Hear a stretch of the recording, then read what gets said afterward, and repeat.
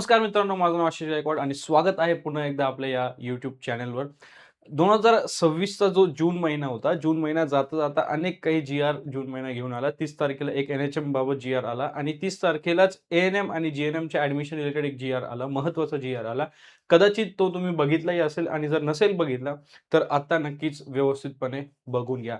त्या जी-आर काय एक्झॅक्टली जी-आर काय होता, कशाबाबत आहे, त्याचा कोणावर परिणाम होणार आहे, कोणाला फायदा होणार आहे किंवा काय असणार आहे, हे सर्व आपण सविस्तर सोप्या भाषेत समजून घेणार आहोत. तो जी-आर जो आलेला आहे, जर तो तुम्हाला पाहिजे असेल तर तुम्ही कमेंट करा किंवा मी त्याची लिंक डिस्क्रिप्शनमध्ये देईल इफ पॉसिबल. अदरवाईज मी कुठे आपल्या टेलिग्राम ग्रुपमध्ये, चॅनलमध्ये ते तुम्ही शेअर करा.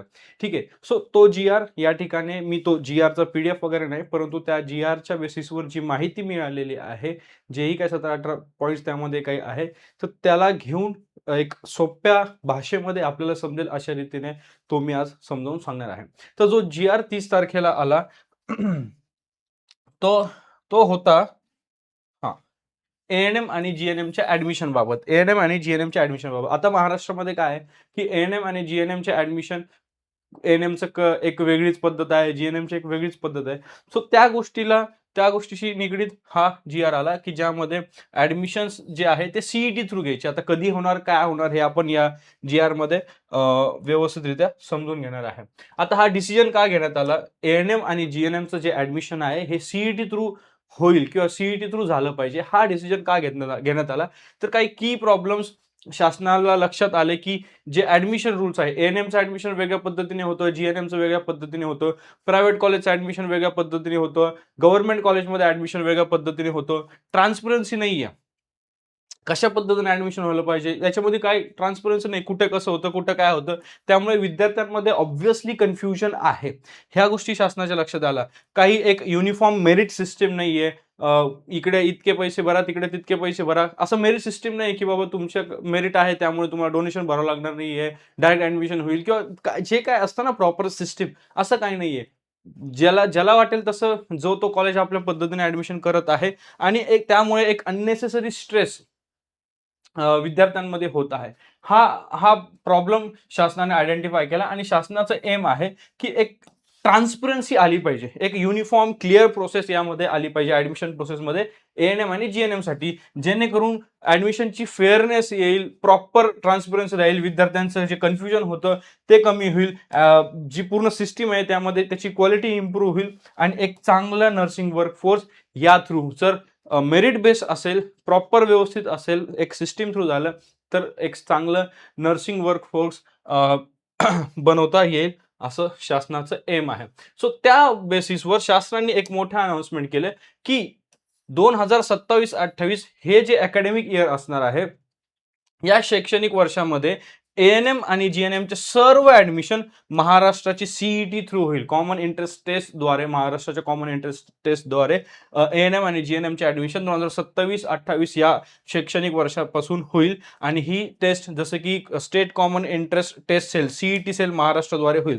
जसं एम-बी-बी-एस, बी-एस-सी नर्सिंग किंवा इतर जे कोर्सेस आहेत त्यासाठी आहे त्या पद्धतीने हे होईल, की एकच कॉमन इंटरेस्ट टेस्ट असेल ए-एन-एम आणि जी-एन-एम कोर्ससाठी ज्याच्याद्वारे एक सेंट्रलाइज आणि ट्रान्सपरंट प्रोसेस राहील ॲडमिशनची, ज्यामध्ये मेरिट बेस्ड सीट अलॉटमेंट असेल. सेपरेट कॉलेजला प्रोसेस करायची गरज नाही, जी आत्ताच्या परिस्थितीमध्ये प्रत्येक कॉलेज आपली आपली वेगळ्या पद्धतीने ॲडमिशन्स करत आहे. काही ठिकाणी झालेही आहेत, ॲडमिशन संपलेले आहेत, कॉलेज सुरू होण्याची वेळ आलेली आहे. सो असं आहे. सो हे होऊ नये म्हणून हा निर्णय घेण्यात आला. ठीक आहे. आता हा जो निर्णय घेतला, तर म्हणजे अकॉर्डिंग टू द अनाउन्समेंट कशा पद्धतीने ॲडमिशन प्रोसेस होईल किंवा कशा पद्धतीने होईल. पहिलं तर सी-ई-टीचे एक्झामिनेशन होईल, जसं बी-एस-सी नर्सिंगमध्ये होतं. मग ऑनलाईन रजिस्ट्रेशन होईल, मग डॉक्युमेंट व्हेरिफिकेशन होईल, त्यानंतर मेरिट लिस्ट येईल. मेरिट लिस्ट आल्यानंतर हे सीट मॅट्रिक्स होईल, चॉईस फिलिंग होईल, सीट अलॉटमेंट होईल आणि हे अशा पद्धतीने कॉलेजमध्ये ॲडमिशन होईल. ज्या पद्धतीने बी-एस-सी नर्सिंगचं ॲडमिशन सध्या महाराष्ट्रामध्ये होत आहेत आणि इतर कोर्सेसचं ॲडमिशन होत आहेत, तशा पद्धतीचं ॲडमिशन प्रोसेस ए-एन-एम आणि जी-एन-एममध्ये करण्याचा शासनाने या ठिकाणी निर्णय घेतलेला आहे. आता ॲडमिशन प्रोसेस सगळं काही कोण करणार आहे? तर जसं आपण पहिलेही सांगितलं, स्टेट कॉमन इंटरेस्ट टेस्ट म्हणजे सीईटी सेल हे सर्व करणार आहे. सीईटी सेल काय करणार आहे, की ऍडमिशन प्रोसेसच्या आधी जो लागणारा इन्फॉर्मेशन ब्राउचर आहे तो पब्लिश करणार आहे, माहिती पुस्तक ज्याला आपण बोलतो.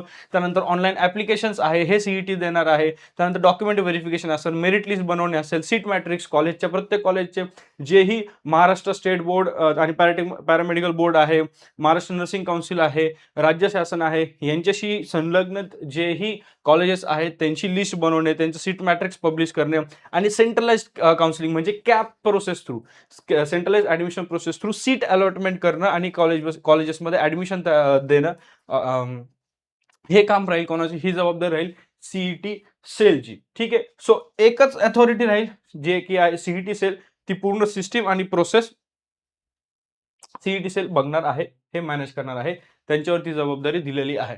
सो ऍडमिशन प्रोसेस कशी काम करेल, जसं आपण आताच बघितलं की सीईटी सेल एक्झाम घेईल, ऑनलाईन रजिस्ट्रेशन होतील, डॉक्युमेंट व्हेरिफिकेशन, सीट मॅट्रिक्स आणि अशा पद्धतीने ऍडमिशन होणार आहे. ठीक आहे. आता यामध्ये एलिजिबिलिटी काय आहे किंवा रिझर्वेशन काय आहे, आता ऍडमिशन प्रोसेस आता आपण बघत आहोत ना, की याच्यामध्ये काय एलिजिबिलिटी नाही आहे. जर तुमचं 12वी झालेलं आहे, भले ते आर्ट्स असू, सायन्स असू, तुम्हाला एएनएम ला घ्यायचं असेल तर एएनएम ला घेता, सायन्स असेल तर गव्हर्नमेंटमध्ये सीईटी थ्रू होत आहे, प्रायव्हेटमध्ये तसंच घेत आहे.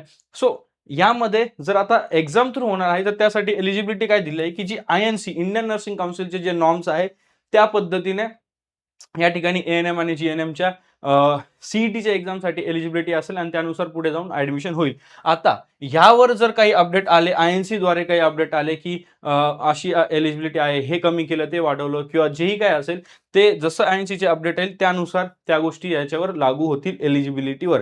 मग आता प्रॉपर एक्झॅक्ट ज्यावेळेस ऍडमिशन प्रोसेस सुरू होईल पुढच्या वर्षी, त्यामध्ये इन्फॉर्मेशन ब्राउचर ज्यावेळेस येईल त्यामध्ये आपल्याला समजेल की कोण अप्लाय करू शकतं सीईटीसाठी आणि ऍडमिशनसाठी कोण एलिजिबल आहे, ती संपूर्ण आपल्याला त्यामध्ये व्यवस्थित 100% समजेल. सो रिझर्वेशनचं काय आहे, तर महाराष्ट्र शासनाचं जे रिझर्वेशन पॉलिसी आहे महाराष्ट्र सरकारचा, त्यामध्ये SC, ST, OBC, EWS, CBC, PW म्हणजे जेही काय आतापर्यंत इतर कोर्सेसला ऍडमिशनची पॉलिसी म्हणजे ऍडमिशनमध्ये जेही काय कॅटेगरीज आहेत त्यांची जी पॉलिसी आहे सेम पॉलिसी या ठिकाणी सुद्धा लागू करण्यात येईल. म्हणजे याच्यामध्ये काय पॉलिसीज वगैरे मध्ये काय चेंज होणार नाही रिझर्वेशनचं. त्याच्यानंतर आता गव्हर्नमेंट आता ही लागू कोणा होणार आहे आणि कशा पद्धतीने होणार आहे, ह्या गोष्टीचा गव्हर्नमेंट कॉलेजवर आणि प्रायव्हेट कॉलेजवर कसा फरक पडेल किंवा कशा पद्धतीने गोष्टी होईल. तर गव्हर्नमेंट कॉलेजचे जे फीज आहे ते जे सरकार, राज्य सरकार जे आहे त्यांनी ते डिसाईड जसं करेल त्यानुसार गव्हर्नमेंट कॉलेजची फी असणार आहे आणि ऍडमिशन हे गव्हर्नमेंट रूल्स अंडर होईल. म्हणजे थोडक्यात स्टेट सीईटी सेल सर्व काही करणार आहे, बट फीजचं वगैरे जे आहे ते शासनाने जसं ठरवलं आहे तशी त्याची फीज राहणार आहे. आणि दुसरीकडे प्रायव्हेट कॉलेज जर बघितलं तर ऍडमिशन रेग्युलेटिंग अथॉरिटी म्हणजेच सीईटी सेल वर सगळं होणार आहे, सीईटी सेलच्या अंडर सगळं होणार आहे, बट ऍडमिशन रेग्युलेटिंग अथॉरिटी जसं बीएससी नर्सिंग आणि इतर कोर्सेसचं होतं तसं ऍडमिशन रेग्युलेटिंग अथॉरिटीज हे सर्व ऍडमिशन करणार आहे. आणि फीजच्या बाबतीत फी रेग्युलेटिंग अथॉरिटी फीज ठरवणार आहे. फी रेग्युलेटिंग अथॉरिटी फीज ठरवेल आणि त्यानुसारच मग ऍडमिशन होईल, त्यानुसारच त्या पद्धतीचे फीज विद्यार्थ्यांकडून आकारल्या जाणार आहेत प्रायव्हेट कॉलेजेसमध्ये. ठीक आहे. सो नेक्स्ट आता याचं बेनिफिट काय होणार आहे बघा, ऍडमिशन प्रोसेस जी आहे ती ट्रान्सपरंट होईल, एकच युनिफॉर्म प्रोसेस असेल, एएनएम साठी वेगळं, याच्यासाठी वेगळं, प्रायव्हेटसाठी वेगळं, गव्हर्नमेंटसाठी वेगळं असं होणार नाही. त्यानंतर मेरिट बेस्ड सिलेक्शन असेल, बिकॉज एंट्रन्स एक्झाम तुम्ही देणार, मग तुमचं मेरिट लिस्ट येणार, त्या बेसिसवर तुम्ही चॉईस फिलिंग करणार. चॉईस फिलिंग जरी केली तुम्ही कशी, बट ते मेरिट इम्पॉर्टंट आहे तिकडे. ठीक आहे. सो मेरिट बेस होणार. त्याच्यानंतर मेरिट बेस असल्यामुळं, कॅप राऊंड असल्यामुळं कन्फ्युजन कमी होईल ॲज पर द GR आणि रेग्युलेशन चांगले बेटर रेग्युलेशन्स करतील. जसे की फीज जे आहेत ते रेग्युलेटेड असतील, ॲडमिशनमध्ये अकाउंटेबिलिटी येईल, स्टँडर्ड्स येतील आणि ह्या गोष्टी स्टुडंटला सोपं करण्यासाठी ही जी सिस्टीम आहे सीईटी सेलद्वारे ॲडमिशनची, तर ती मदत करेल. ठीक आहे. सो हे ॲडव्हान्टेज झाले ॲज पर द GR. आता महत्त्वाचा प्रश्न, कोणावर फरक पडणार आहे या गोष्टीचा, या निर्णयाचा, या GRचा फरक कोणावर पडणार आहे, तर 2026 मध्ये जे एएनएम आणि जीएनएम मध्ये ऍडमिशन घेणार आहेत, काही लोकांनी घेतलेले आहेत, त्यांच्यावर हा फरक बिलकुल पडणार नाही, कारण आता ऍडमिशन झाले पण आहे त्यांचे. सो हा निर्णय त्यांच्यासाठी नाहीच आहे, त्यांना काहीच अफेक्ट पडणार नाही, त्यांच्यावर काहीच असर होणार नाही. It will not affect those ज्यांना 2026 मध्ये ऍडमिशन ज्यांनी घेतलं आहे किंवा घ्यायचं आहे. 2027 मध्ये ज्यावेळेस ॲडमिशन्स होतील पुढील वर्षी त्यावेळेस सीईटी मॅन्डेटरी असणार आहे. सीईटी कंपल्सरी असणार आहे. आताच समजून घ्या 2027 मध्ये जर तुम्ही विचार करत आहे बी-एस-सी नर्सिंगमध्ये यायचं, तर त्यासाठी बी-एस-सी नर्सिंग, ए-एन-एम, जी-एन-एम तिन्ही कोर्सला आता सीईटी लागणार आहे महाराष्ट्रामध्ये. बी-एस-सी नर्सिंगला तर ऑलरेडी आहेच. जी-एन-एमच्या गव्हर्नमेंटसाठी होते. बट आता जो जी-आर आला आहे त्यानुसार आता ए-एन-एम प्रायव्हेट गव्हर्नमेंट, जी-एन-एम प्रायव्हेट गव्हर्नमेंट सर्वांसाठी सीईटी लागणार आहे. सो 2027 साठी हे गोष्ट लक्षात ठेवा.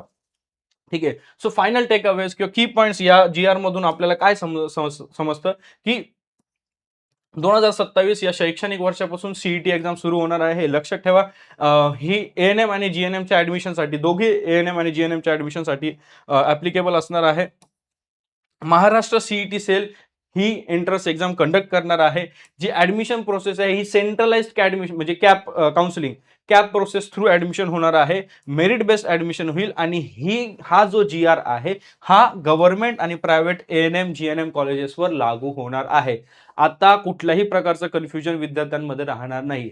2027 मध्ये जर ए-एन-एम, जी-एन-एम साठी ॲडमिशन घ्यायचं असेल, भले ते प्रायव्हेट कॉलेज असो, गव्हर्नमेंट कॉलेज असो, तर त्यासाठी तुम्हाला महाराष्ट्राची सीईटी एक्झाम द्यावी लागेल. त्या सीईटी एक्झामवर जेही मेरिट असेल तुमचं, त्यानुसार तुम्हाला चॉईस फिलिंग करावी लागेल. सेंट्रलाइज कॅप प्रोसेस थ्रू तुमचं ॲडमिशन होईल आणि तुम्हाला एक पर्टिक्युलर कॉलेज भेटेल. फीज जे असेल ते रेग्युलेटेड असणार आहे. स्टँडर्ड मेंटेन करण्यासाठीचा हा जी-आर आलेला आहे, हा प्रयत्न आहे.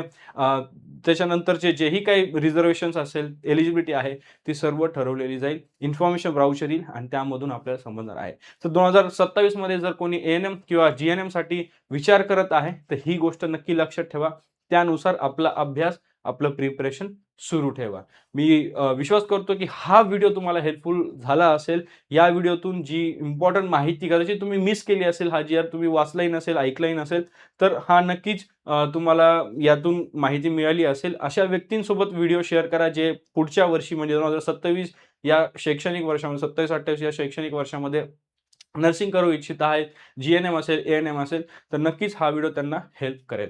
भेटूया पुढच्या व्हिडिओमध्ये. अशाच हेल्पफुल व्हिडिओसाठी आपल्या चॅनलला सबस्क्राईब नक्की करा आणि नर्सिंग रिलेटेड जेही काही हेल्पफुल माहिती असते, इन्फॉर्मेशन असते, ते आपण या व्हिडिओवर या आपल्या चॅनलवर टाकत असतो. सो नवीन-नवीन व्हिडिओसाठी चॅनलला सबस्क्राईब करा, नोटिफिकेशन बेल ऑन करा. व्हिडिओ जर आवडला असेल, तुमचे जर काही शंका असेल, डाऊट असेल, तर कमेंट बॉक्समध्ये आम्हाला कमेंट करून नक्की कळवा. व्हिडिओ इतरांसोबत शेअर नक्की करा. भेटूया पुढच्या व्हिडिओमध्ये. तोपर्यंत शालोम, शांती, सलाम. Bye bye.